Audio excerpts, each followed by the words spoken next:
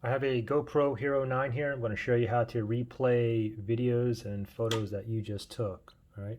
So very simple here. So just for a really quick example here, let me go ahead and shoot a quick video here. Testing, 1, 2, 3. Testing, 1, 2, 3.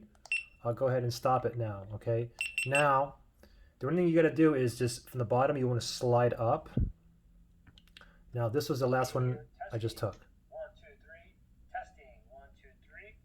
And of course you can hear the audio as well. Okay, now if I want to move to the next one, I can just go ahead and keep sliding down to see all my other videos and photos on here. Okay, now another thing too, just a FYI, like this is a video here.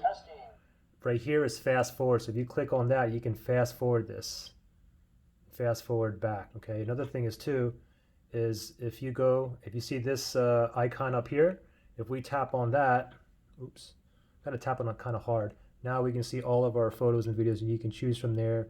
You can also delete from here as well. So pretty simple.